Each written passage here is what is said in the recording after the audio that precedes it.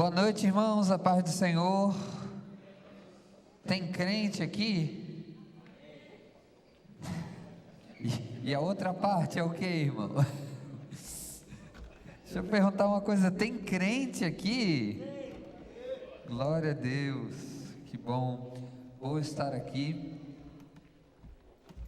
cooperando com os irmãos, com a igreja do pastor Carlos, com os amados pastores. Eu fico muito feliz de estar aqui. Eu acredito que tem uma boa parte das pessoas aqui que não me conhece. Então, deixa eu me apresentar. Eu me chamo Bernardo Pereira. Eu sou da cidade de Florianópolis, Santa Catarina. E uma cidade, irmãos, extraordinária. Uma cidade que tem 43 praias, para honra e glória de Jesus. Aleluia. E eu sou muito abençoado, graças a Deus, por morar em Florianópolis, por Senhor ter sou grato a Deus pelo Senhor ter me plantado naquela cidade. Eu quero que nessa noite, irmãos, você se abra para aquilo que o Senhor quer ministrar para conosco nessa noite, amém, irmãos? Você está aqui, irmãos? Você está aqui? Tem alguém que chegou no culto aqui? Por favor, só dá um amém, assim, só para eu ter certeza que você está aqui. Você está aqui, irmãos? Aleluia, que bom, que bom. Quero que você abra a sua Bíblia num lugar que você achar bem legal. Estou brincando. Quero que você abra a sua Bíblia no livro de Romanos, capítulo 16. Romanos, capítulo de número 16.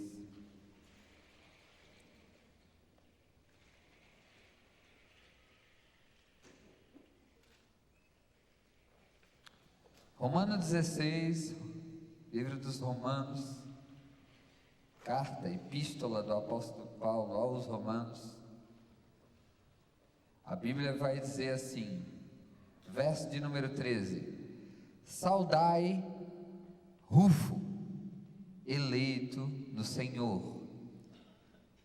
Se você puder colaborar um pouquinho com a minha pregação nessa noite, eu queria que você repetisse rapidamente isto. Diga comigo: saudai Rufo, eleito no Senhor.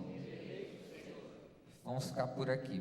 Irmãos, por algum momento eu pude estudar a Bíblia Sagrada, e em algum momento eu vi que todas as epístolas, tanto de Paulo, quanto de Tiago, quanto de Pedro, tanto até do apóstolo João, via-se que os autores sempre ao final, ou no meio, ou até no começo da epístola, eles costumavam saudar pessoas das cidades em que eles estavam remetendo a sua carta, para que de alguma maneira essas pessoas pudessem ser honradas, para que de alguma maneira essas pessoas pudessem receber, ainda que por uma carta, amor, carinho. De alguma maneira elas pudessem se sentir amadas por aqueles que seriam anteriormente seus apóstolos, seus pastores, pessoas que pudessem de outra hora pudessem estar cuidando da vida dessas pessoas de alguma maneira. Então essas pessoas eram saudadas, essas pessoas eram lembradas nas suas cartas. Vamos perceber e ver que existem muitas saudações paulinas, né? Quando eu digo paulinas, me refiro ao apóstolo Paulo, referente a pessoas que tiveram algum tipo de proeminência na igreja do Novo Testamento, a pessoas que de alguma maneira ajudaram a construir a história da igreja, ajudaram a construir a história de Deus nas Escrituras, ajudaram a construir até a história de outras pessoas. Não é à toa que em algumas das epístolas nós encontramos Paulo dizendo assim: saudai a Áquila e Priscila e toda a igreja que está na sua casa.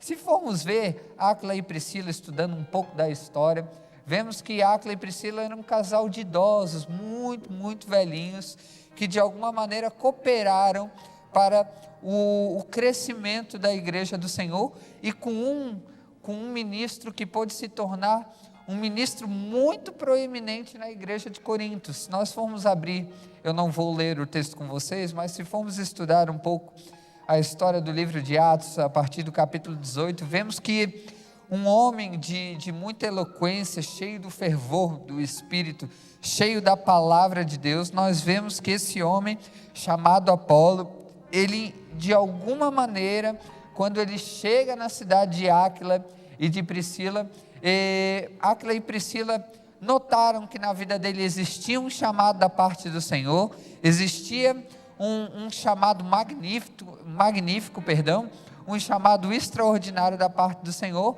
Entretanto, este chamado não estava se cumprindo da melhor maneira, porque a Bíblia diz que Apolo, ele ainda não conhecia o caminho completo, ou seja, o Espírito Santo.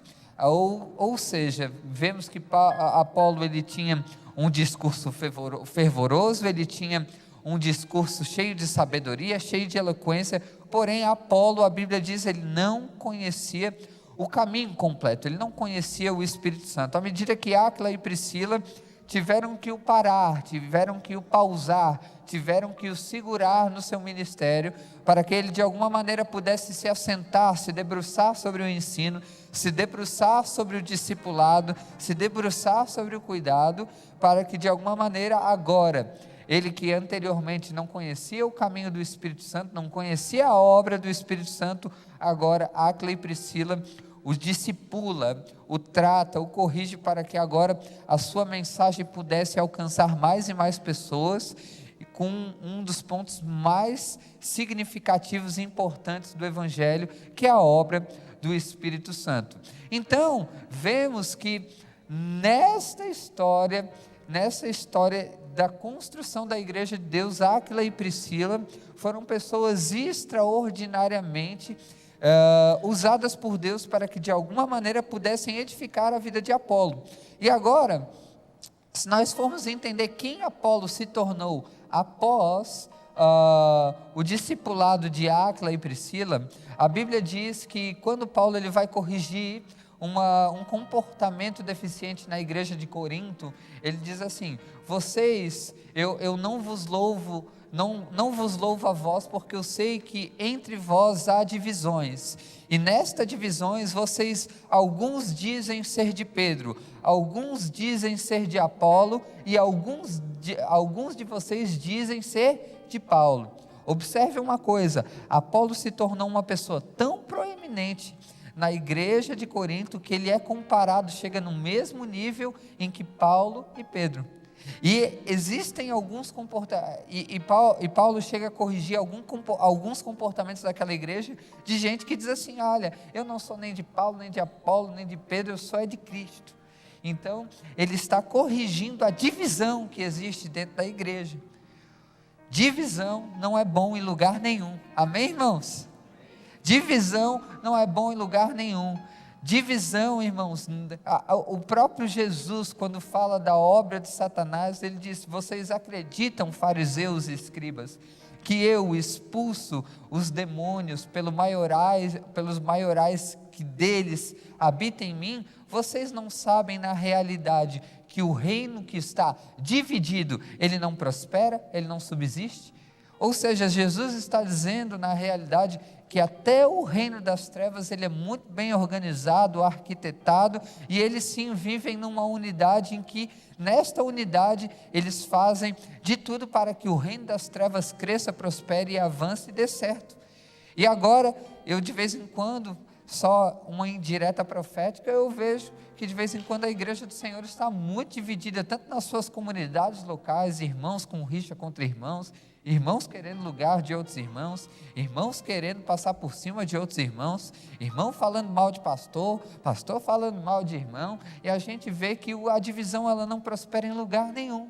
Você pode dizer um amém só de vez em quando? Que bom que você está aqui. Então, mas vamos voltar ao assunto.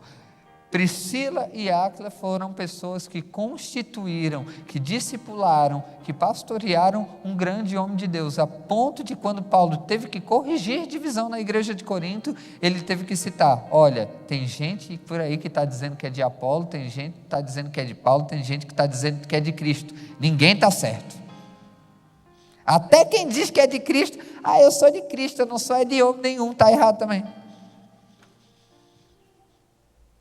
Nenhum amém. Quem dá mais aí? Vamos lá. Amém? Então, irmãos, nós vemos que por intermédio das epístolas paulinas, vemos que pessoas de proeminência, pessoas que de alguma maneira foram reconhecidas por Deus, elas tiveram seus nomes mencionados nas epístolas. E agora nós estamos diante de uma saudação que o apóstolo Paulo faz ao terminar a sua epístola de Romanos, dizendo: saudai a Rufo. Repita comigo: saudai a Rufo, eleito no Senhor. Então agora nós temos que prestar um pouco de atenção em quem é Rufo, em quem é esta pessoa chamada Rufo, uma pessoa que ao findar da epístola dos Romanos, o apóstolo Paulo traz uma saudação, e eu quero que você averigue na sua Bíblia, quem poderia ser este Rufo. Então eu quero que você abra a sua Bíblia, no Evangelho de Lucas, capítulo 23, o verso de número 26, a Bíblia vai dizer assim, Lucas capítulo 23, verso 26, quantos acharam, diga eu amo Jesus, quantos acharam, diga eu vou para o céu, quantos acharam, diga minhas contas estão pagas. Esse é sempre o mais forte. Aleluia. Verso 26 de Lucas capítulo 23 vai dizer assim: e como conduzissem, constrangendo um sirineu, diga comigo, um sirineu, chamado Simão, que vinha do campo, puseram-lhe a cruz sobre os ombros, para que levasse após Jesus. Abra a sua Bíblia agora, volte um livro, um ou dois livros, e vá para o Evangelho de Mateus, capítulo 27, verso de número 32. Olha só o que vai estar escrito lá.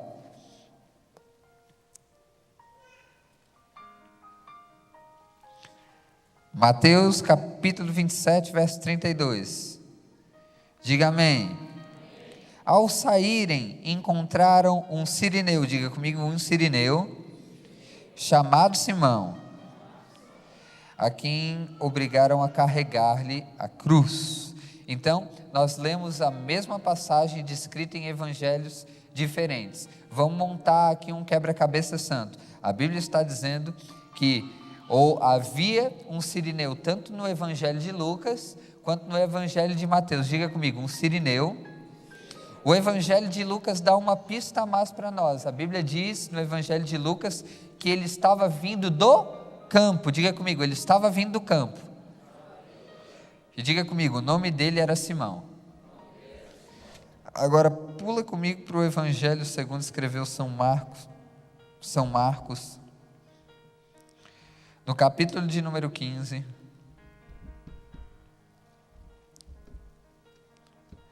Evangelho segundo escreveu São Marcos, capítulo número 15, verso de número 21, a Bíblia vai dizer assim, quantos acharam, diga amém, quantos não acharam, diga misericórdia. Então acompanhe no telão aí conosco, amém? E obrigaram a Simão, o sirineu, diga comigo, Simão sirineu, que passava, vindo do campo, pai de Alexandre e de Rufo, e carregar-lhe a cruz. Observamos agora, vamos pegar um pouquinho do relato de cada evangelho. A Bíblia diz que um homem que vinha do campo, diga comigo, ele vinha do campo. O nome dele era Simão, e ele era um sirineu. Observe comigo que agora nós montamos uma construção, possuímos aqui um quebra-cabeça, e a Bíblia está dizendo que esse Simão, que era sirineu, que vinha do campo, agora a Bíblia dá uma informação a mais para nós. A Bíblia está dizendo que ele era pai de Alexandre de Rufo. Amém? Agora observe uma coisa, irmãos. A Bíblia diz, e a gente vai estudar um pouco na história de Israel, que muitas pessoas ao vir do campo ou a vir de outras cidades, que não estavam propriamente em Jerusalém ou dos arredores, das cidades onde deveriam ser feitos os sacrifícios para expiação de pecados, ou qualquer outro tipo de sacrifício, a Bíblia diz que as pessoas subiam até a cidade para sacrificar. Diga comigo, sacrificar. Agora eu quero que você entre um pouco na história aqui comigo. Eu peço, por favor, que você olhe nos meus olhos e entenda o que está acontecendo aqui. Um pai que estava num campo, que trabalhou o dia todo agora, ele está tendo a oportunidade de levar os seus filhos para a cidade para fazer diga comigo, sacrifício. Diga comigo. Muito bom, então agora tem Alexandrinho aqui do lado, tem o Rufinho aqui do outro, e agora papai está com uma mão, está com a mão esquerda segurando o Rufo, está com a mão direita segurando Alexandre, e agora eles estão indo rumo à cidade, e quando eles chegam na cidade, eles têm agora uma das cenas mais lamentáveis que a história de toda a humanidade pôde presenciar. Ali, eles indo ao encontro da cidade para fazer um sacrifício, eles mal sabiam que o sacrifício que estava sendo oferecido naquele momento, iria os privar, iria os salvar de qualquer outro tipo de sacrifício, porque entendemos que a morte de Jesus, ela é suficiente para que todo sacrifício com respeito ao nosso pecado já foi feito e já foi pago. O nosso pecado na concepção da cruz de Cristo já está pago. Diga comigo amém. Você pode dar um glória a Deus por isso? O sangue de Jesus já nos cobriu, já pagou toda a nossa dívida. Nós estamos perdoados. E agora ele estava chegando com os seus filhos, mas ele não sabia direito o que estava acontecendo, ele não sabia direito o que estava ocorrendo. Simplesmente ele está se deparando com uma situação que outrora Jesus, aquele que estava com uma fama muito boa entre toda a Judéia, e estava com uma fama muito boa em Samaria, por causa dos seus prodígios e milagres, agora ele está vendo aquele homem ser açoitado de uma maneira muito extraordinária, e por causa dessa maneira extraordinária, por causa desses açoites, agora o caminho dele, ele estava diante de uma morte, indo a passos largos para uma morte de cruz, o que era na realidade dentro da história uma morte muito vergonhosa, muito miserável. E agora você imagina o estado daquele pai observando o seu filho pequeno, Alexandre, e o seu filho pequeno, Rufo, tendo que assistir uma situação daquela. Um homem com um corpo todo ensanguentado, todo moído, e agora aqueles filhos que outrora estavam acompanhando seu pai para fazer uma espécie de sacrifício, a Bíblia não deixa claro, ou simplesmente para visitar a cidade, agora eles estão tendo estão numa situação de caos. Enquanto menos aquele pai Simão se esperava, a Bíblia diz que Simão, ao assistir todo aquele momento, a Bíblia diz que um dos mestres da lei, ou a das pessoas que estavam ali castigando Jesus, a Bíblia diz que ele é empurrado para ajudar Jesus a carregar a sua cruz. Agora observe comigo, aquelas duas crianças estavam assistindo o seu pai carregar uma cruz que não era sua, ser sujo de um sangue que não era seu, se sujar com uma roupa que não era sua, fazer uma força extraordinária, porque aquela cruz era de uma madeira maciça, muito pesada, para carregar uma cruz para um homem ser crucificado, nem a cruz era dele. Então, a cruz não era dele, o sangue não era dele, a dor não era dele, mas os seus filhos estão observando o seu pai carregando aquela cruz, sofrendo aquele mal, sofrendo na realidade um mal que deveria estar sobre mim e sobre você, e naquela oportunidade, se nós formos observar com os olhos naturais, deveria estar sobre Jesus, e agora os filhos estão enxergando aquele momento muito dificultoso, o pai dele sendo inserido num momento de muito caos. Agora eu quero que você entenda, só pense um pouquinho o que estava acontecendo mediante aqueles filhos. que estava acontecendo, o que estava passando na cabeça daquele pai, o que estava passando na cabeça daquele filho. Agora, eu quero que você entenda uma coisa muito, muito, muito rápida. Muito rápida. Se você pegar desde o momento do Gólgota até o momento da crucificação, se teve uma pessoa que pôde ajudar Jesus em um momento de aflição, esse homem foi chamado de Simão.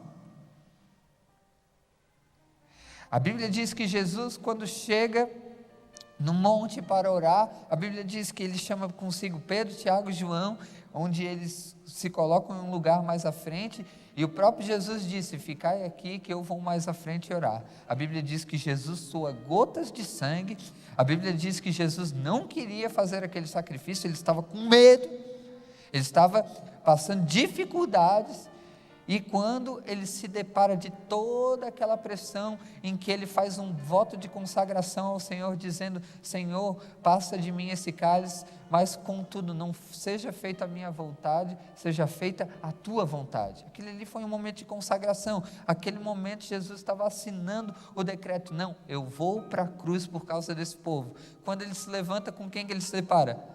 Com os 3 discípulos dele, mais chegados, mais importantes, dormindo no momento em que ele mais precisava.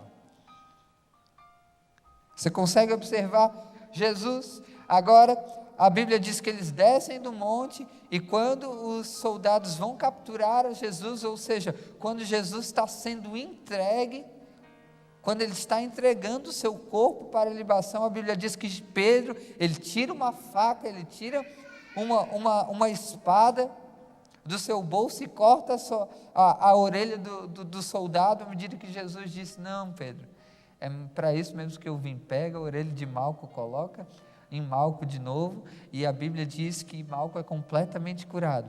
A Bíblia diz que naquele momento Jesus está se entregando, em todo momento Jesus Cristo, ele teve seus discípulos dormindo, teve Pedro querendo atrapalhar o momento em que ele estava dando a sua oferta. A Bíblia diz que ao mesmo tempo, Pedro, quando ele é interrogado pelas pessoas, a Bíblia diz que Pedro nega ele 3 vezes, e se teve alguém que pôde ser por um momento uma pessoa de refrigério na vida de Jesus, foi um homem chamado Simão. De quem que Simão era pai mesmo? Diga comigo: Rufo. E de quem que Jesus era filho mesmo? Ele era filho, na realidade, ele é filho de José, mas ele era filho de... Agora, percebamos uma coisa, aqui nós estamos numa história de pai para filho, de filho para pai. Observe uma coisa, naquele momento, você acredita que Deus não estava assistindo com todos os seus olhos de amor aquilo que estava acontecendo com Jesus? Então agora ele está olhando o seguinte: quer dizer então que um pai com os seus filhinhos, quando ele se coloca numa situação onde ele é pressionado, a Bíblia diz que ele vai ajudar a Jesus. Quer dizer então que um pai está ajudando o meu filho? Agora eu quero falar de pai para filho aqui, ou de filho para pai. Nós, como adultos, gostamos de ganhar presentes. Quantos aqui gostam de ganhar presente? Diga amém, diga amém, diga amém. Pronto, agora deixa eu falar uma coisa aqui. Quantos aqui têm filhos? Responde uma coisa para mim. Você gosta de ganhar presente? Sim. Você gosta? Sim. Agora deixa eu falar uma coisa para você. Se eu hoje pego um dinheiro que eu tenho aqui na minha carteira e vou lá e gasto R$200 e compro um presente para o seu filho, você ia ficar feliz? Sim. Você ia ficar muito feliz? Muito feliz. Você ia, na realidade, deixa eu te fazer uma pergunta, você ia preferir que eu comprasse com esses R$200 um presente para você ou um presente para o seu filho? Para o meu filho. Irmão, qualquer pai que se preze o mínimo possível, ele sempre prefere o bem-estar do seu próprio filho do que dele próprio. Não é assim? Então agora observe uma coisa, Deus está nessa situação, irmãos. A Bíblia diz que ninguém consegue fugir dele, a Bíblia diz que os olhos deles estão sobre toda a terra, e ele está olhando agora. Um homem que vai para a cidade com seus 2 filhos, deixa os seus 2 filhos para carregar o corpo do seu filho. Então deixa eu conjecturar aqui para você, eu estou imaginando Deus do céu olhando para aquela situação e dizendo assim, quer dizer então que você vai cuidar do meu filho? O que seria a atitude mais natural do pai fazer? Eu vou cuidar do filho dele também. Quer dizer então, Simão, que você decidiu cuidar do meu filho? Então deixa eu falar uma coisa para você, eu também cuido do seu. Saudai a Rufo, Romanos capítulo 16, verso de número 13, ele é eleito no Senhor. Saudai a Rufo, ele é eleito no Senhor. Quer dizer então, Simão, que você foi refrigério para o meu filho de algum momento, em algum momento de toda a sua crucificação, no momento mais difícil da vida dele, você cuidou do meu filho, eu cuido do seu. Saudai a Rufo, ele é eleito no Senhor. Glória a Deus. Agora entenda uma coisa, nós precisamos aprender uma coisa aqui com Simão. Diga comigo, cuidar do corpo. Eu não preciso ser muito categórico aqui no que eu vou falar para vocês. Quantos aqui acreditam que a igreja é o corpo de Cristo? Diga um amém bem forte. Quantos aqui acreditam que a igreja é uma extensão do corpo de Cristo, ao qual Jesus Cristo é o cabeça e nós, como igreja, somos o seu corpo? Diga um amém. Eu queria fazer um pedido para você nessa noite, de todo o meu coração. Nós podemos cuidar do corpo de diversas maneiras, mas agora foi me dada a incumbência de levantar uma oferta e de levantar uma oferta e de ministrar sobre os dízimos. Irmãos, deixa eu falar uma coisa para você. Eu não acredito em pessoas que se dizem cristãs, se dizem pessoas que amam a obra do Senhor, se dizem pessoas que amam a igreja do Senhor. Irmãos, deixa eu falar uma coisa para você, quem ama, dá. Um amém. Quem dá mais aí? Irmãos, deixa eu falar uma coisa para você, nós precisamos ser pessoas que nos associamos com a contribuição do corpo de Cristo. Nós sabemos que nós podemos cuidar do corpo de Cristo por intermédio das nossas orações, podemos cuidar do corpo de Cristo por intermédio do nosso amor, podemos cuidar do corpo de Cristo de diversas maneiras, mas nessa noite eu quero levantar pessoas, homens e mulheres aqui, encorajar vocês para que com as nossas finanças nós possamos cuidar do corpo de Cristo. E se você é uma pessoa que quer cuidar do corpo de Cristo com as suas finanças, eu gostaria que você dissesse um amém bem forte. Está muito fraco ainda. Você que é uma pessoa que quer cuidar do corpo de Cristo com as suas finanças? Então, que bom, irmãos, estar aqui com vocês.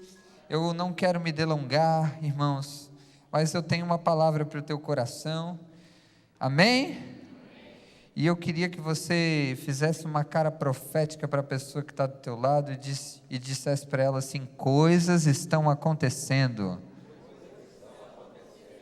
Antes de pregar, irmãos, eu queria falar algo para vocês. Eu estou aqui ministrando a palavra de Deus para vocês, estou ministrando desde sexta e de sábado.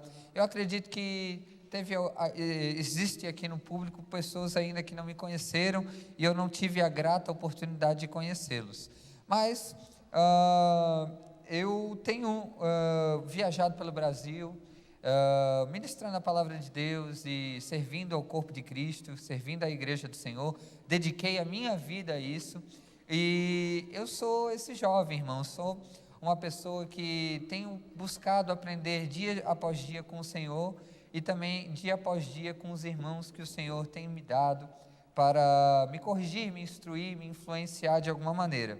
E, irmãos, existem algo que eu faço no meu ministério para que de alguma maneira eu possa me manter e fazer com que as finanças do meu ministério elas possam ter uma saúde. E eu trouxe alguns materiais ali para você que eu acredito que podem abençoar a tua vida. Agora já tem bem poucos materiais, na realidade já cheguei com bem poucos materiais aqui, mas eu queria indicar 2 materiais bem específicos para você. O primeiro é Descobrindo o Segredo dos Milagres, é o livro do meu pastor, Marcelo Jamal, entendendo como experimentar a intervenção divina na sua vida. Irmão, se você quer experimentar poderosas experiências com Deus, eu acredito, irmãos, que esse livro aqui pode te abençoar de alguma maneira. Nós estamos recebendo testemunhos miraculosos de todo o Brasil, de pessoas, irmãos, que estão lendo esse livro e de alguma maneira estão conhecendo o caminho dos milagres, o segredo dos milagres, e nós estamos ouvindo testemunhos de curas muito maravilhosos, muito extraordinários. Então, eu quero te encorajar a adquirir esse livro. Quantos conhecem aquela música? Que ele cresça, eu diminua, ele apareça, eu me constranja com a sua glória e todo o seu amor, infinita humildade, servo de todos os irmãos. Quantos conhecem essa música? Deixa eu ver aqui, faz sinalzinho. Bom, todo mundo conhece. Essa música é de um amigo meu, pessoal, chamado Deigma Marques. Ele é pastor na comunidade Alcance de Goiânia. E eu estou com alguns CDs dele. O primeiro é O Que Ele Cresça, né? Um título bem sugestivo do CD dele. Que Ele Cresça. E também tem o novo CD dele, Um Lugar Secreto. Então, você pode, de alguma maneira, se você acredita e quer colaborar com o meu ministério, você pode estar adquirindo esse material no final do culto. Eu coloco esse material à disposição por 3 motivos, e eu quero falar eles bem rapidamente para você. O primeiro motivo é para que, de alguma maneira, esse material ele seja revertido para missões. Hoje eu sou coordenador voluntário de uma base missionária com mais de 15 missionários que são treinados na igreja local, estudando na escola teológica e também tendo uma vida de oração e treinamento todos os dias, de domingo a domingo. Essas pessoas são internas num trabalho de 3 anos e nós não cobramos absolutamente nada para fazer isso, irmão. Hoje nós somos 15 missionários e o material me ajuda a sustentar essas missões, né, irmão? A segunda coisa, o segundo motivo que eu acredito que deva te encorajar a levar esse material é o seguinte: você pode de alguma maneira me ajudar a honrar a minha vida, a minha própria vida. Parte desse material ele vem direto para mim, para eu financiar as minhas viagens, esse serviço que eu tenho feito para a igreja do Senhor Jesus Cristo. Essa igreja, para me receber aqui, não está gastando absolutamente nada. Eu não cobrei absolutamente nada deles, de vocês, perdão. Ao mesmo tempo que eu mesmo próprio banquei as minhas passagens, custeei toda a minha vinda para cá. Então, esse material me ajuda a servir a igreja de Jesus. E o terceiro motivo, ele é o mais importante de todos, o mais apelativo aqui. Esse material ajuda a colocar leitinho lá na minha casa, irmão. Então, dá uma força aí, se você, se Deus tocar no teu coração, me ajuda, que esse material, além de ser uma bênção para você, ele também é uma bênção para o meu ministério, para o Ministério de Missões, pelo qual eu faço parte, e também para a minha vida pessoal na minha casa. Amém, irmãos? Você está aqui? Então tá bom. Repita comigo essa frase: coisas estão acontecendo. Eu quero que você abra sua Bíblia no livro de segundo livro dos Reis, no capítulo de número 6, verso de número 8.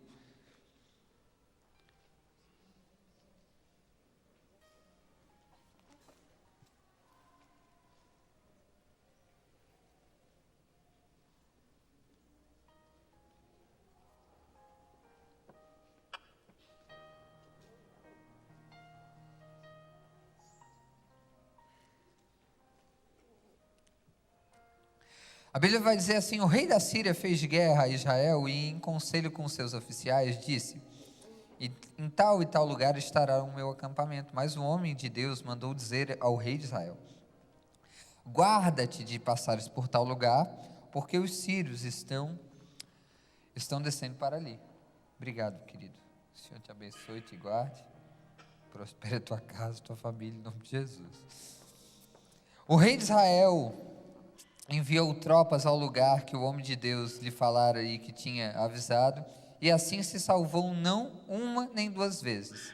Então, tendo-se turbado com este incidente o coração do rei da Síria, chamou ele os seus servos e lhes disse: não me fareis saber quem dos nossos é pelo rei de Israel? Respondeu um dos servos: ninguém, ó rei, meu senhor, mas o profeta Eliseu, que é o bendito homem de Deus descrito na história, que está em Israel, faz saber ao rei de Israel as palavras que fala dentro da tua câmara ou do teu quarto, o lugar onde você é os seus aposentos. Verso 13 diz: e ele disse: ide e vede onde ele está, para que eu mande prendê-lo. Foi-lhe dito: eis que está em Dotã. Então enviou para lá cavalos e carros e fortes tropas. Chegaram de noite e cercaram a cidade. Tendo se levantado muito cedo um moço do homem de Deus e saído, eis que tropas e cavalos e carros haviam cercado a cidade. Então o seu moço lhe disse: ai, meu senhor, que faremos? Ele lhe respondeu: não temas, porque mais os que estão conosco dos que estão com eles. Ora, Eliseu disse: Senhor, peço-te que lhe abras os olhos para que veja. O Senhor abriu os olhos do moço, e ele viu que um monte estava cheio de cavalos e de carros de fogo em redor de Eliseu. E como desceram contra ele, orou Eliseu ao Senhor e disse: fere, te peço, esta gente de cegueira. Feriu-a de cegueira conforme a palavra de Eliseu. Então Eliseu lhes disse: não é este o caminho, nem esta cidade. Segui-me e guiar-vos-ei ao homem que buscais, e o guiou a Samaria. Diga amém. Irmãos, coisas estão acontecendo. Coisas estão acontecendo e coisas estão acontecendo. Nesse exato momento agora, coisas estão acontecendo. E uma das coisas que mais nós somos perseguidos na nossa alma, no nosso caminho, na nossa peregrinação cristã, é que nós temos a tendência de acreditar que por mais que circunstâncias se levantem contra nós, por mais que situações horríveis se levantem contra nós, nós acreditamos que Deus de alguma maneira está inoculado às situações que ocorrem na nossa vida. Nós de alguma maneira acreditamos que os anjos do Senhor, eles não estão acampados para nos guardarem, e de alguma maneira nós acreditamos que até Deus pode estar vendo todas as situações que ocorrem diante da nossa vida, mas por causa de alguns momentos em que nós não temos fé suficiente para acreditar que Deus está cuidando da nossa vida, temos a pressão dentro da nossa alma de acreditar que nada está acontecendo e que todo levante de Satanás que está vindo contra nós, o Senhor está com as suas mãos retidas para nos proteger e para que de alguma maneira Ele não nos abençoe. Nós temos essa tendência de sempre acreditar que as circunstâncias elas prevalecem contra tudo que nós estamos vivendo, contra a nossa própria vida.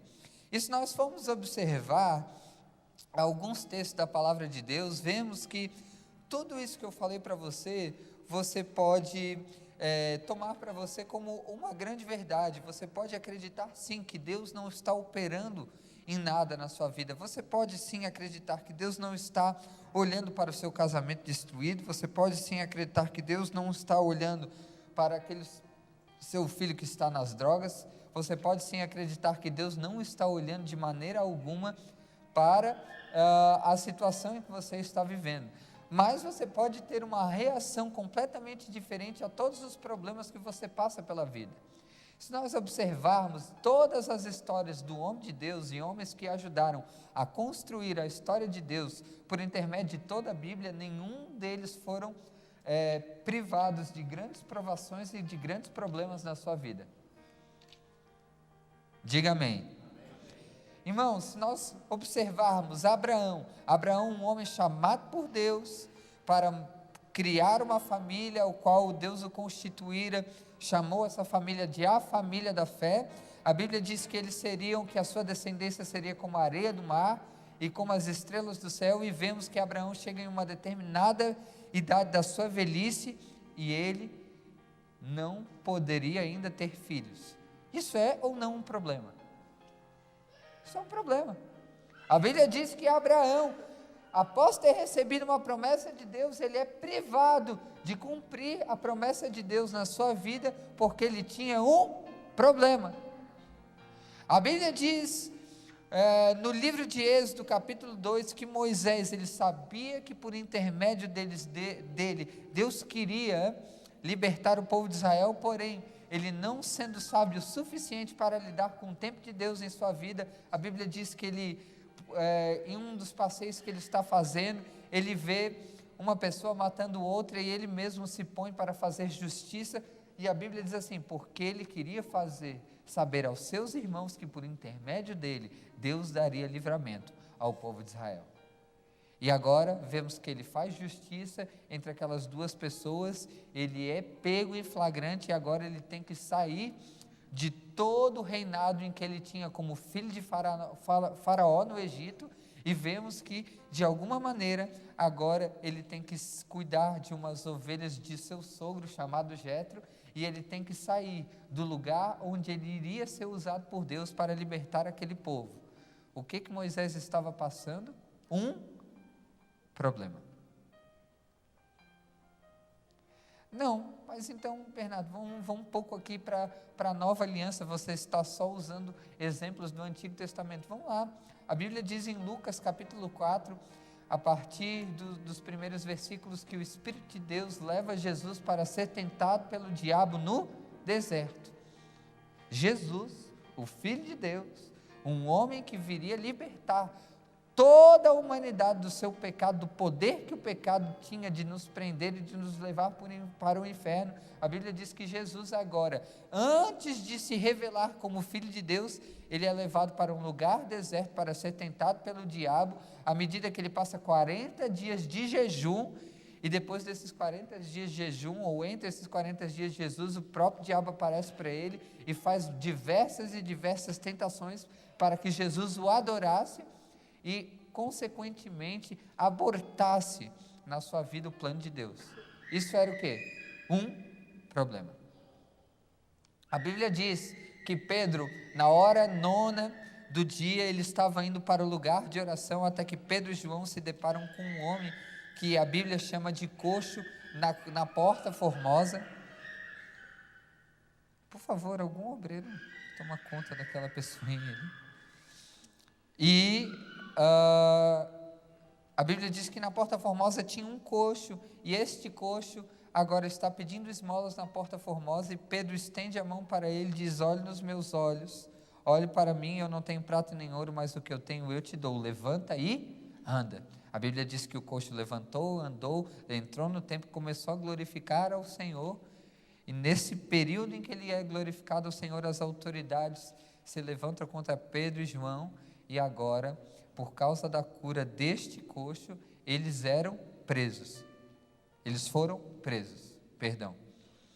Observe uma coisa, eles estavam fazendo certo, indo para o lugar certo, fazendo tudo certo, e eles tiveram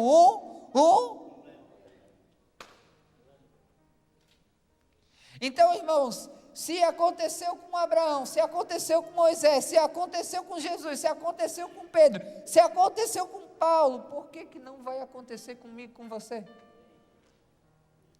Todos nós estamos aqui nessa terra, se somos de carne e osso, somos todos os dias expostos a uma quantidade significativa de problemas para resolver. Sabia que a gente, nós, cristãos, filhos de Deus, temos até promessa para ter problemas na nossa vida?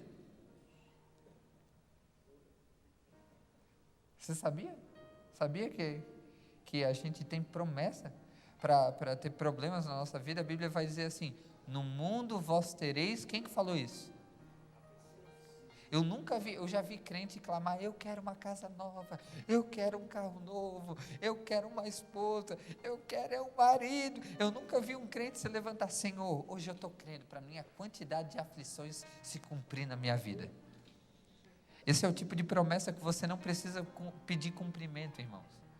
Isso ocorre naturalmente. Amém? Todos nós temos problemas, no mundo nós teremos aflições.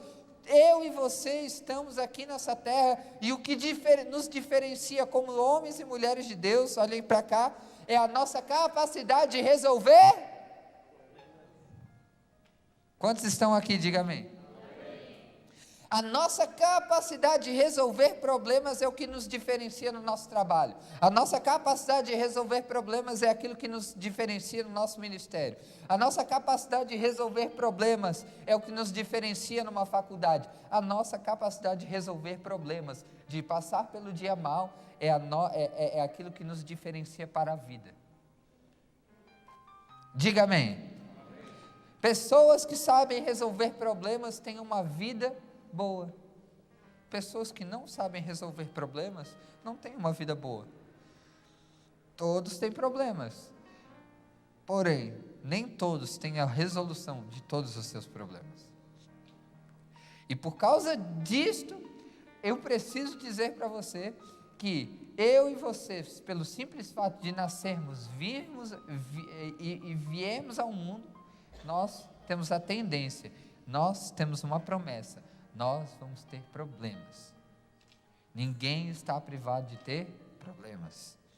Diga amém.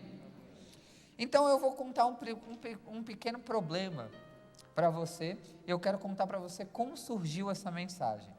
No ano de 2015, eu moro em Florianópolis, como eu já falei, e eu estava no pior momento da minha vida. Pensa num momento de sequidão. Pensa num momento de sequidão financeira, de sequidão espiritual, num marasmo nas minhas emoções. Eu acreditara que de alguma maneira Deus não iria mais me usar. Eu não acreditara que aqueles milagres que eu já tinha visto de pessoas que eram cegas enxergar, os surdos ouvir, pessoas serem miraculosamente curadas das suas enfermidades, Deus não ia mais operar pela minha vida. Eu acredito que toda aquela promessa que eu iria pregar o evangelho no Brasil e fora do Brasil já não iria mais se cumprir. Eu acreditava que nunca eu iria casar e constituir uma família com uma pessoa decente, iria ter uma família abençoada. Eu acreditava que a minha família, a minha própria família, de meu pai e minha mãe, era um fracasso. Eu estava vivendo o pior momento. Eu não acreditava que eu poderia ser uma bênção para a minha igreja. Eu não acreditava que eu poderia ser uma bênção para a sociedade. Eu não acreditava que eu poderia ser uma bênção em qualquer aspecto da vida. Eu estava num ambiente de completa derrota. Mas ainda que em um ambiente de completa derrota, eu fui pelo menos inteligente. E eu quero dizer para você uma coisa: quando você está num ambiente cheio de problemas, você tem naturalmente que procurar as pessoas ou a solução para o seu problema. Um dos grandes segredos da liderança é você saber perguntar e identificar quem são as pessoas que podem resolver o seu problema. Isso é um dos grandes segredos da liderança.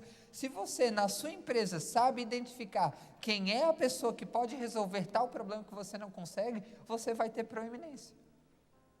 Se você, dentro da sua vida, consegue perceber as pessoas que de alguma maneira podem te ajudar a ser um profissional melhor, a ser um ministro melhor, a ser um estudante melhor, você vai ter proeminência na vida, porque você vai estar diante de pessoas que podem mudar o seu destino.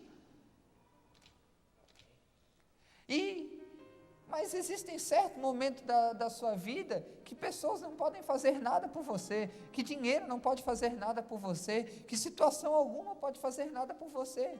E eu estava num momento como esse. Ninguém poderia fazer absolutamente nada por mim.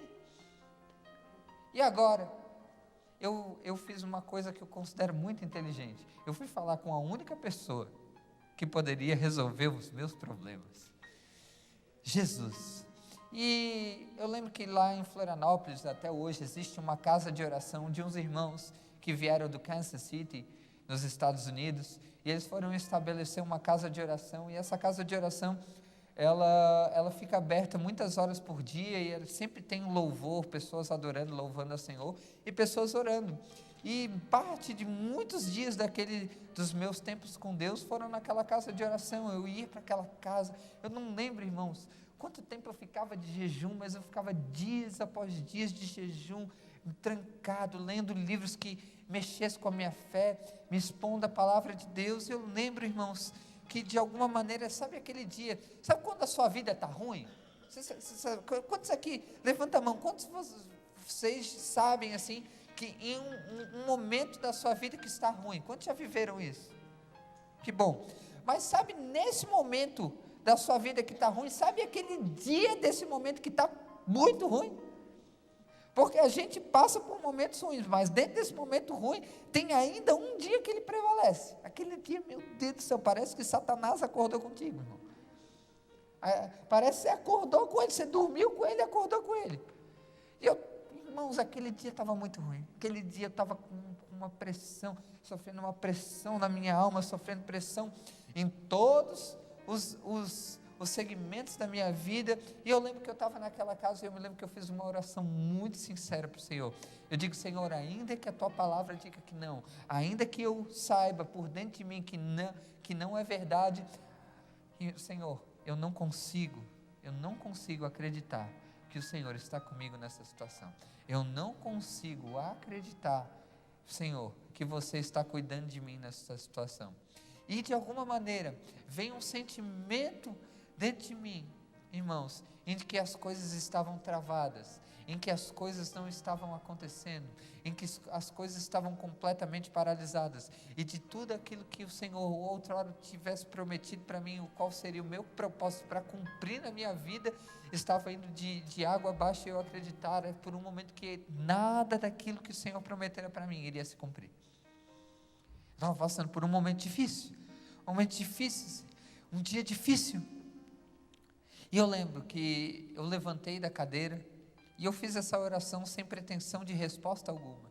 Eu me levantei daquela cadeira, fui até o bebedouro tomar água, e eu tomo um gole de água. Quando eu tomo aquele gole de água, eu sou surpreendido por uma voz quase que audível. Eu tomei um susto, irmão.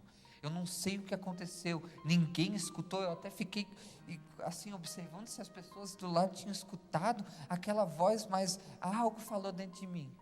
Quase que audivelmente eu fiquei com um temor de Deus muito grande, e uma voz dentro de mim falou nos meus ouvidos: coisas estão acontecendo. Irmão, deixa eu falar uma coisa para você. Ainda que você esteja passando por dias difíceis, ainda que você esteja passando por momentos difíceis, ainda que você não esteja vivendo a plenitude que Deus te chamou para viver, eu quero dizer para você que coisas estão acontecendo. Os seus olhos não podem ver, as suas mãos não podem apalpar, você não pode sentir, você não pode cheirar, mas deixa eu falar uma coisa para você: coisas estão acontecendo, porque o Senhor trabalha em favor de todo aquele que nele confia, de todo aquele que nele espera. Diga amém. E nós temos a tendência de, quando nós passamos por alguma situação do tipo, da espécie da minha, do pregador, que viveu, nós temos a tendência de acreditar que Deus nos abandonou, de que Deus não está fazendo nada, de que Deus de alguma maneira não está construindo um futuro brilhante, extraordinário para nós. Nós temos a tendência de sempre enxergar, apalpar, ver, cheirar aquilo que está no âmbito dos nossos sentidos, mas não podemos abrir os nossos olhos do nosso coração espirituais para saber que se de alguma maneira hoje está ruim, amanhã vai melhorar. E se nós formos observar isso, tudo isso que eu estou contando para vocês, tudo isso nada foge do assunto da fé.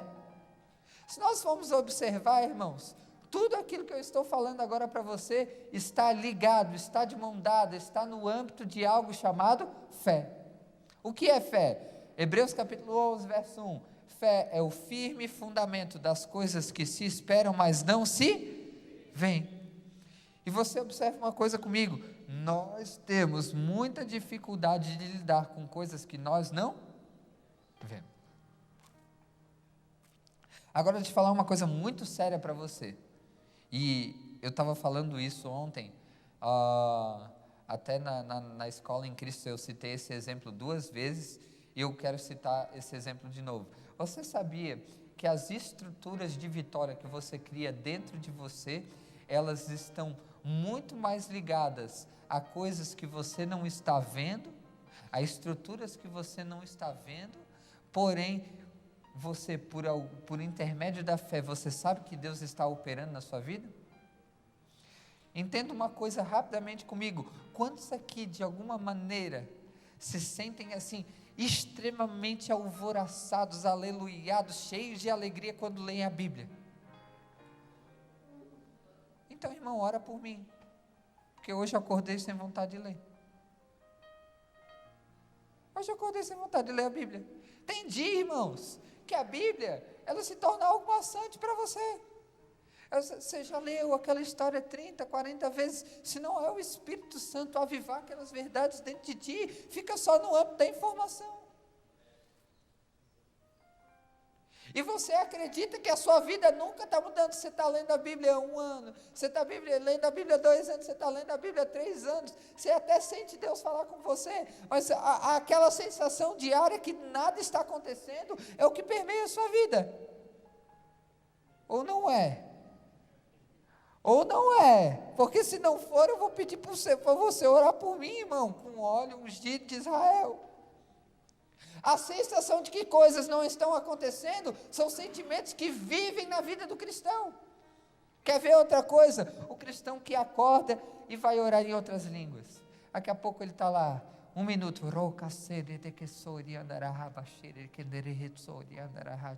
daqui a pouco dá 5 minutos, daqui a pouco dá 15 minutos, daqui a pouco dá 20 minutos, daqui a pouco dá 50 minutos, e a sensação que você tem dentro de você que nada está acontecendo. Se nós formos pegar um dos irmãos que mais tem autoridade para escrever sobre o assunto, que é o irmão Dave Robertson, eu gosto muito da história dele.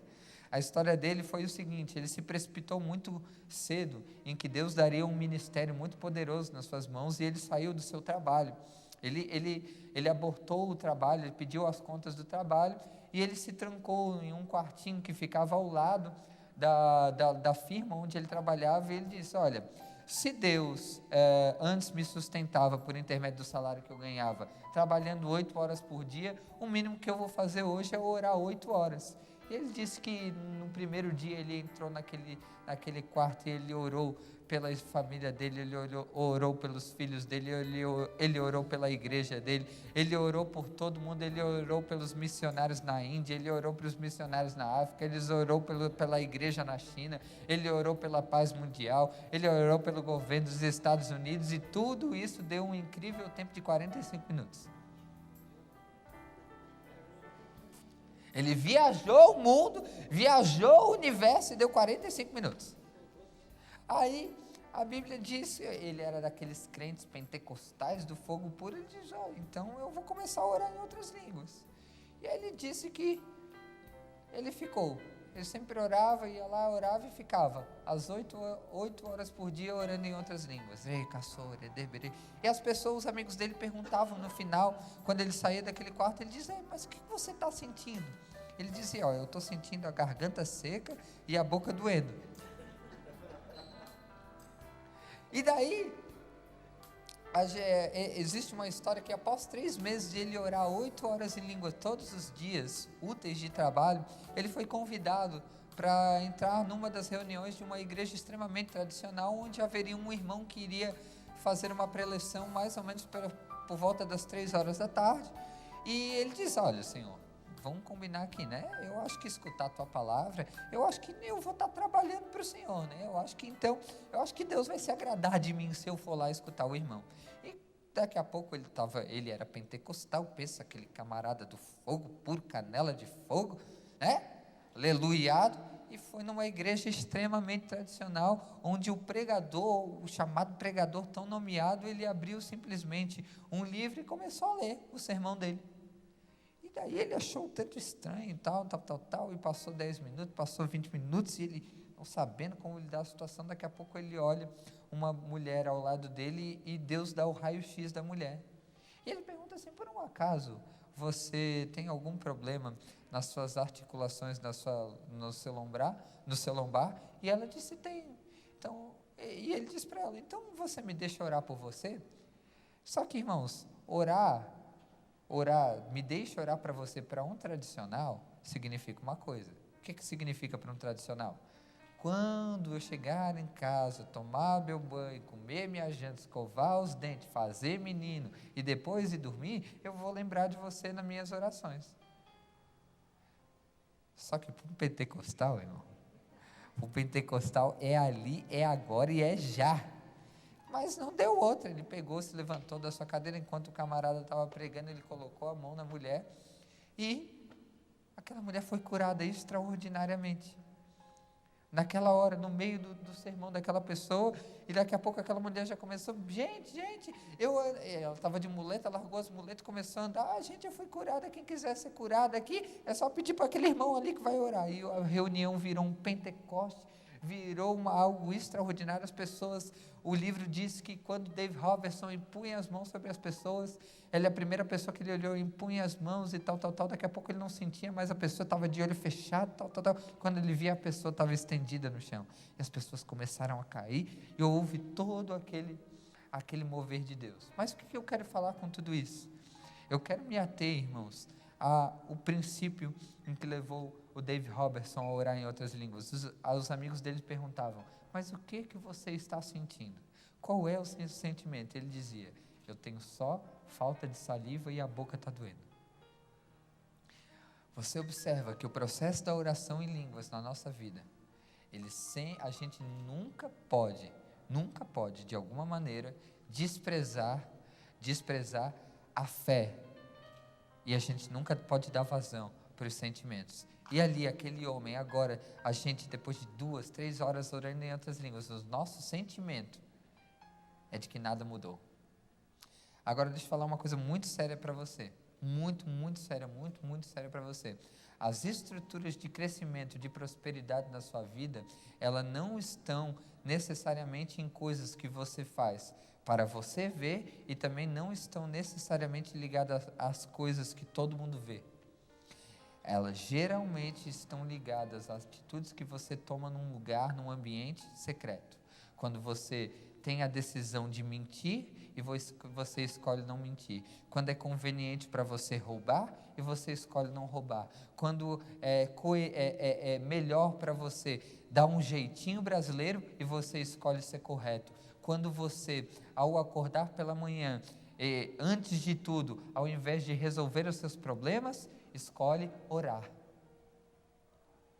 São decisões que você toma na sua vida, irmãos, que você está colocando o Senhor, honrando ao Senhor, adorando ao Senhor, e por mais que você acredite que nada está acontecendo, por intermédio de coisas que ninguém vê, o Senhor está construindo uma estrutura de prosperidade, de vitória e de avanço dentro de você. Coisas estão acontecendo, os seus olhos podem não ver, os seus olhos podem não ver, a sua mão não pode apalpar, mas você sabe por dentro que coisas estão acontecendo.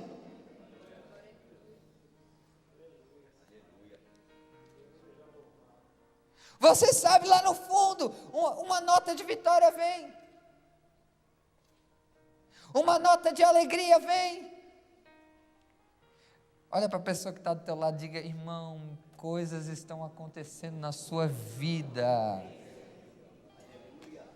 Aleluia. Repete bem alto comigo, diga comigo: coisas estão acontecendo. Olha o que a Bíblia está dizendo ali. A Bíblia está dizendo que Eliseu, ele está passando por um momento de dificuldade, o seu servo se levanta e dá de cara com o acampamento do exército dos sírios querendo prender Eliseu. Qual era o relatório humano? Aquilo que os olhos deles podiam ver. Ele via um grande exército se levantando contra eles. Ele disse: ai meu Senhor, quantos de nós já passaram por alguma situação da vida que a gente diz: meu Deus, Jesus de Nazaré, o que nós vamos fazer agora? Quantos aqui já passaram por um momento assim na vida? Quem não passou, por favor, irmão, ora por mim no final do culto. Não esquece de sair desse culto sem orar por mim, irmão. Todo mundo já passou por um momento desse, mas a Bíblia diz que Eliseu, ele dá um grande ensinamento para o seu servo. Ele diz o seguinte: meu servo, deixa eu falar uma coisa para você, muito maior é os que estão conosco, daqueles que estão com eles. E ele faz uma oração muito, muito interessante. Ele diz: Senhor, abre os olhos do teu servo, para ele ver que muito maior são os que estão conosco. E a Bíblia diz que os olhos do moço de Deus se abrem, o Senhor mostra um grande acampamento de anjos, carros e carruagens de fogo, por meio de qual o Senhor daria livramento para o profeta Eliseu. Entenda uma coisa agora. Você pode ser dois tipos de pessoa: a pessoa que sempre tem o relatório que os seus olhos naturais te apresentam, ou você pode ser a pessoa que sempre tem o relatório com os olhos da fé que te apresentam. Você escolhe qual é o tipo de relatório que você vai ter na sua vida. Você pode ser uma pessoa que olha o relatório dos sírios, ou você pode ser uma pessoa que olha os relatórios do reino dos céus. Irmãos, deixa eu falar uma coisa para você: não existe problema nenhum na sua vida que fez Jesus cair do trono, não existe problema nenhum da sua vida que pegou Deus de surpresa, não existe problema nenhum na sua vida que deixou Deus desesperado. Deus está no seu futuro dizendo: pode vir que aqui está tudo bem. Aleluia, aleluia. Irmãos, e a oração de Eliseu para o moço diz: Senhor, abre os olhos dele. Diga comigo: Senhor, abre os meus olhos.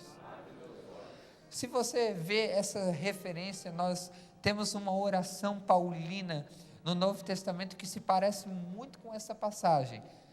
Eu quero que você projete para mim aqui, meu amigo, Efésios capítulo de número 1, o verso de número 15. Projeta aqui para mim, olha só o que este texto diz: por isso também eu, tendo ouvido falar da fé que há entre vós, do amor para com todos os santos, verso 16, eu não cesso de dar graça por vós, fazendo menção de vós nas minhas orações. Verso 17 diz assim: para que o Deus do nosso Pai Jesus Cristo vos conceda o espírito de sabedoria e de revelação, iluminando os olhos do vosso coração. Aleluia, aleluia. Irmãos, deixa eu falar uma coisa para você: existe um certo tipo de informação e um certo tipo de relatório que os seus olhos naturais veem, mas existe um outro tipo de informação que os olhos do seu coração, os olhos do seu espírito vê. Às vezes você está diante de um problema que os seus olhos estão dizendo: vai dar tudo errado, mas o seu coração está dizendo: existe uma nota de vitória, existe provisão de Deus para o pecado, existe provisão de Deus para o problema, existe uma solução de Deus para tudo aquilo que eu estou vivendo na minha vida de ruim hoje. Aleluia! Aleluia! Eu lembro de uma mulher no Antigo Testamento que ela estava muito amargurada por não ter filhos. A Bíblia diz que Eucana, ela subia todos os anos para oferecer sacrifício ao Senhor, e Ana subia junto com ele, só que ela não poderia ter filhos. Então ela em um dos anos em que ele subiu, ela subiu com Eucana, a Bíblia diz que ela foi para o templo, e a Bíblia diz que ela estava amargurada, triste, e a Bíblia diz que o sacerdote, ele olha para ela, e tamanha era a tristeza dela. A Bíblia diz que Eli olha para ela e diz: meu Deus, que mulher coitada, isso deve estar bêbada, eu vou expulsar ela do meu templo, expulsar ela do templo de Deus. E ela diz: não, eu não estou bêbada em nada, eu na realidade eu estou muito triste porque eu não posso ter filhos. Mas deixa eu falar uma coisa para você, Eli, se por um acaso o Senhor me der a graça de ter filhos, eu vou ofertar, eu vou entregar ele para o Senhor. E Eli olha para ela e diz: então seja conforme a tua vontade, seja conforme a tua palavra. A Bíblia diz que o semblante de Ana mudou. Foi a mesma coisa que aconteceu comigo, irmãos. É a mesma coisa que pode acontecer com você nessa noite. Talvez nessa noite você não tenha solução para todos os teus problemas, talvez nessa noite você não tenha todas as estratégias, tudo aquilo que você precisa fazer, mas nessa noite, no mínimo que você vai sair daqui, é com uma palavra. A Bíblia diz que Eli libera uma palavra para Ana, e a vida de Ana, o semblante de Ana muda. Irmãos, você não tem a solução até você ter uma palavra. Depois que você tem uma palavra, você tem tudo que você precisa, porque a palavra é a matéria-prima de Deus, para Deus poder fazer algo na sua vida. Por isso que, se você pode encher a sua vida de uma coisa, enche a sua vida da palavra de Deus. Coloque para dentro todo tipo de informação concernente àquilo que Deus diz, aquilo que Deus acha, aquilo que Deus fala, aquilo que Deus sabe para a sua vida, porque todas as verdades espirituais contidas na Bíblia é aquilo que Deus pensa, sabe, fala a seu respeito, e Deus, isso é a matéria-prima de Deus, para que Deus possa operar de uma maneira eficaz e extraordinária na sua vida. Diga comigo: coisas estão acontecendo. Irmãos, deixa eu falar uma coisa para você. Uma revelação extraordinária. Olha só, meu Deus, eu orei tanto para ter essa revelação. Sabe qual é? É que o ano de 2015 passou. E o ano de 2016 chegou, e 2016 foi o melhor ano da minha vida. E deixa eu falar uma coisa para você: 2017 vai ser o melhor ano da minha vida, mas vai ser até 2018 chegar, porque 2018 vai ser melhor que 2017, e 2019 vai ser melhor que o ano de 2018, porque o justo é como a luz da aurora, que ele cresce, prospera, avança, enriquece, ele vai prosperando, ele vai avançando até ele ser dia perfeito. Irmãos, se a sua vida não está melhorando, a sua vida está piorando.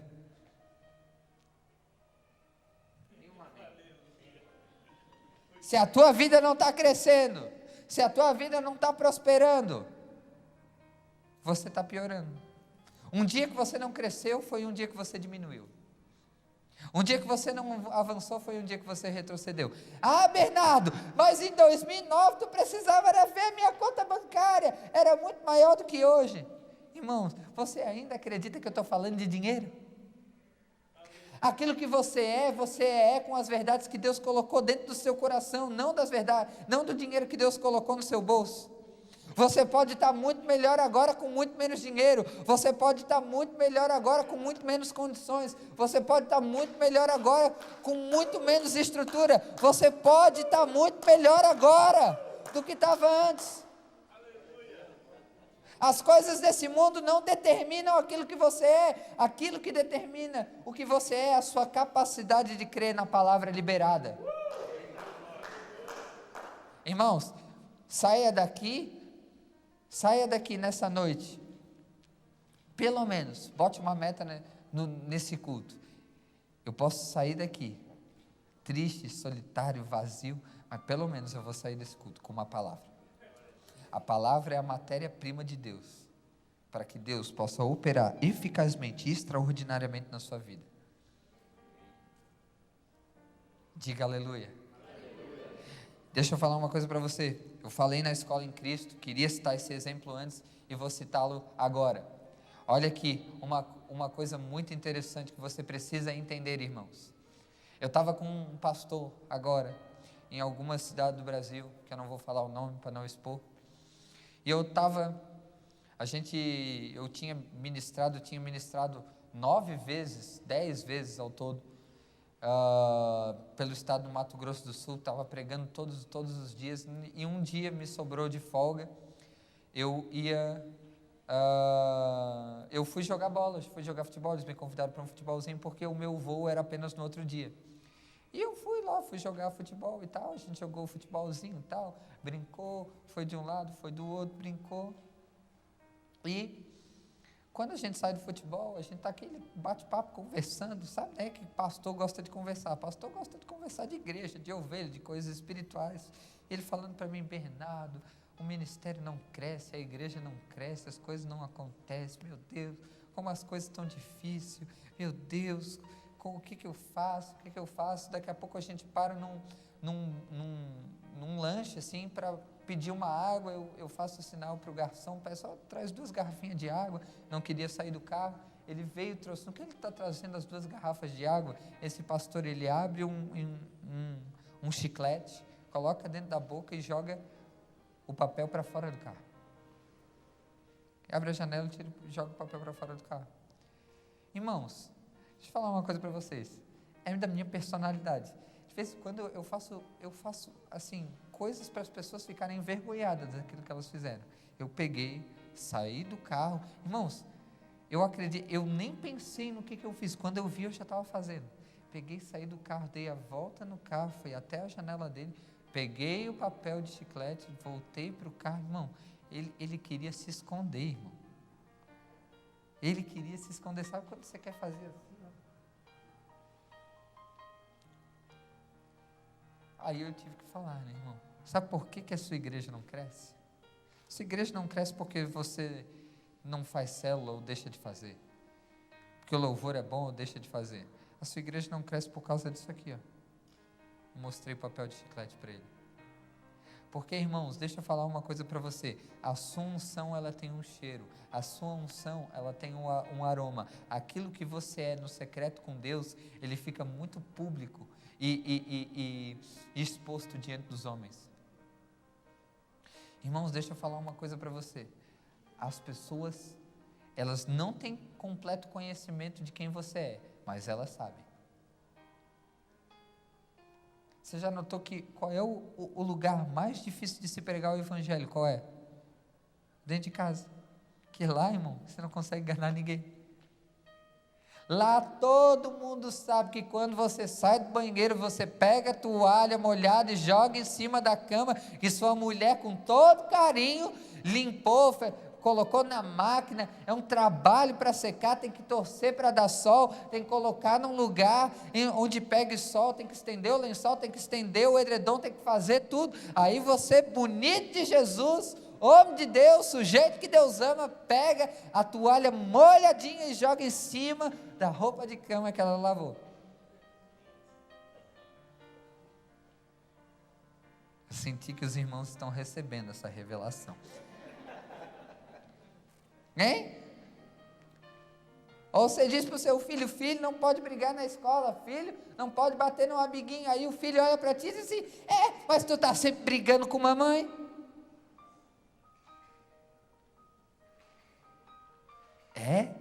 Nós não conseguimos nos esconder daquilo que de fato nós somos. Diga: ai meu Deus.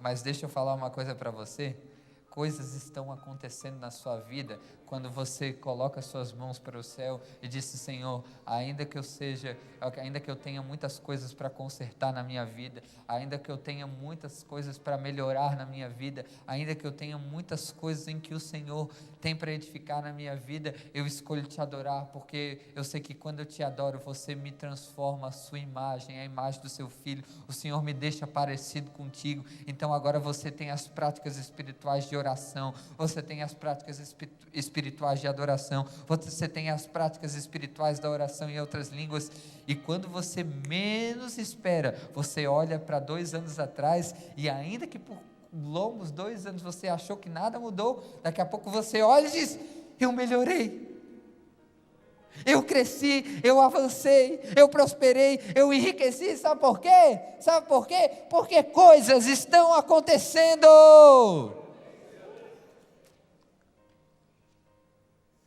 Irmão, tem alguém que pode vibrar com essa verdade? Coisas estão acontecendo na minha vida, coisas estão acontecendo na sua vida. Neste momento, enquanto você adora o Senhor está trabalhando lá na sua casa, está trabalhando lá no seu trabalho. Nesse momento, enquanto você está cuidando das coisas do Senhor, Ele está cuidando das suas.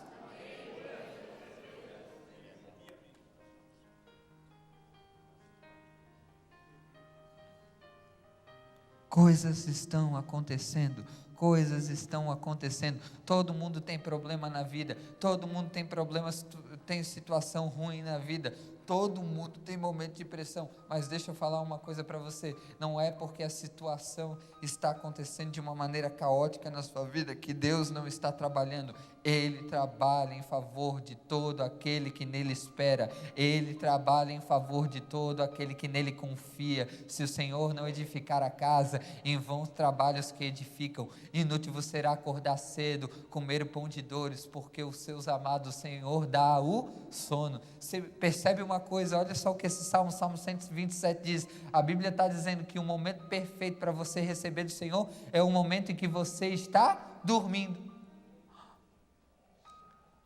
Sabe por quê? Porque tem alguns momentos da sua vida que dormindo você não atrapalha o agir de Deus.